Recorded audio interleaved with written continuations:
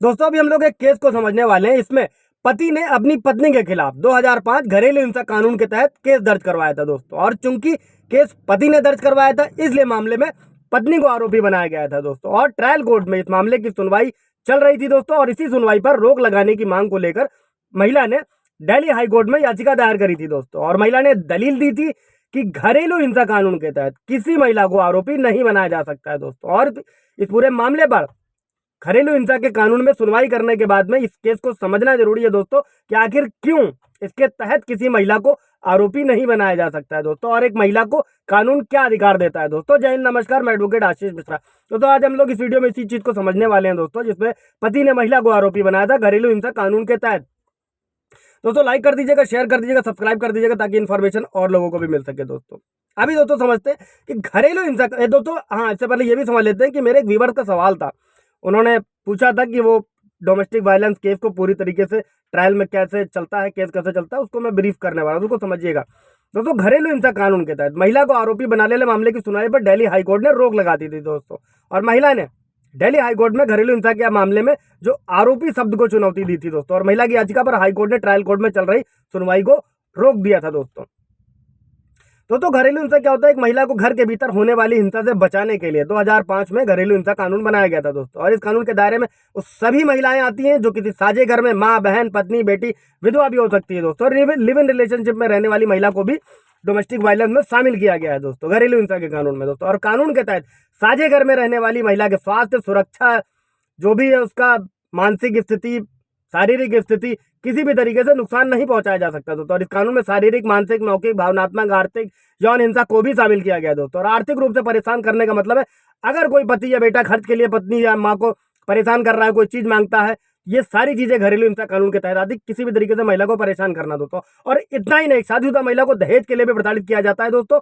साथ ही महिला या उसके घर में संबंध रखने वाले किसी भी तरीके के गाली गलौज या कुछ भी किया जाता है, डराया जाता है, धमकाया जाता है, तो ये सब घरेलू हिंसा के कानून के तहत आता है। अभी समझते हैं दोस्तों कि शिकायत कौन कर सकता है दोस्तों। तो घरेलू हिंसा कानून के तहत महिला ही शिकायत कर सकती है। अगर महिला शिकायत नहीं करती है तो उसकी ओर से कोई और भी शिकायत कर सकता है। और इस कानून के तहत बच्चा भी शिकायत कर सकता है दोस्तों। और ऐसे बच्चे की माँ अपने नाबालिग बच्चे की ओर से भी शिकायत दर्ज कर सकती है दोस्तों, फिर चाहे वो बच्चा लड़का हो या लड़की हो। और घरेलू हिंसा कानून की धारा 2 सबसेक्शन ए कहता है दोस्तों कि एक महिला को ही पीड़ित व्यक्ति माना गया है दोस्तों। पीड़ित व्यक्ति से किसी ऐसे महिला से मतलब है जो घरेलू हिंसा की शिकार है दोस्तों। पीड़ित व्यक्ति वो है घरेलू हिंसा कानून के तहत दोस्तों। इसके बाद समझते हैं दोस्तों कि दिल्ली हाईकोर्ट ने भी उस महिला ने धारा 2 सबसेक्शन ए के तहत ही आरोपी शब्द को चुनौती दी थी दोस्तों। और क्योंकि ये धारा कहती है कि पीड़ित व्यक्ति सिर्फ और सिर्फ एक महिला हो सकती है दोस्तों, एक लड़की हो सकती है। अभी समझते हैं दोस्तों कि किसके खिलाफ शिकायत कर सकते हैं। तो दोस्तों इस कानून के तहत किसी भी बालिग पुरुष के खिलाफ शिकायत की जा सकती है जिसके साथ महिला का घरेलू संबंध हो, फिर चाहे वो पति हो सकता है, पिता हो सकता है, भाई हो सकता है, कोई और रिश्तेदार हो सकता है, एक घर में रहने वाले जेठ जेठानी, ये सब भी हो सकते हैं, कोई भी जेंट जो भी एक छत के नीचे रह रहे हैं दोस्तों। और इस कानून के तहत पुरुष और महिला इन दोनों के ही रिश्तेदार भी शामिल होते हैं दोस्तों। इसे ऐसे समझिएगा कि अगर कोई महिला ससुराल में घरेलू हिंसा का शिकार हो रही है तो अपने पति के साथ साथ सास, ससुर, पति की बहन के खिलाफ भी शिकायत दर्ज करा सकती है दोस्तों। अभी ये समझिएगा कि कौन शिकायत नहीं करवा सकता। तो इस कानून में कोई भी पुरुष किसी महिला के खिलाफ शिकायत दर्ज नहीं करा सकता, एक साथ भी अपनी बहू के खिलाफ शिकायत नहीं करा सकती है।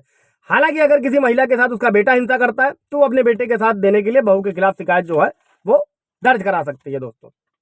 अभी सजा को समझ लेते हैं कि इस कानून के तहत मजिस्ट्रेट कोर्ट जो होता है दोस्तों वो आदेश जारी करता है। इसमें कई तरीके के आदेश होते हैं। मजिस्ट्रेट पीड़ित महिला के आश्रय, निवास, उसके रहने की व्यवस्था, उसके खाने की व्यवस्था और उसकी चिकित्सा सुविधा देने का आदेश दे सकते हैं दोस्तों।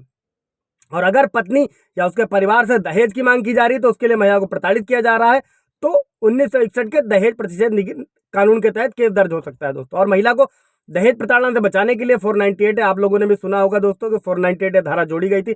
अगर किसी महिला को दहेज के लिए शारीरिक, मानसिक किसी भी तरीके से प्रताड़ित किया जा रहा है तो इस धारा के तहत केस दर्ज होता है दोस्तों। और धारा 498 के तहत पति या उसके रिश्तेदार उसकी पत्नी के साथ क्रूरता या प्रताड़ित करते हैं, दोषी पाए जाते हैं तो 3 साल की कैद और जुर्माना या दोनों का ही प्रावधान है दोस्तों। इसके बाद ये भी समझ लें कि 1 जुलाई 2024 से नए कानून लागू हो रहे हैं दोस्तों। और उसके बाद में ये भारतीय न्याय संहिता 84 के तहत धारा में मुकदमा दर्ज होगा। और जो मेंटेनेंस के केसेस चलेंगे दोस्तों वो भी नई धाराओं के तहत चलेंगे, वो चलेंगे भारतीय नागरिक सुरक्षा संहिता की धारा 144 के तहत दोस्तों।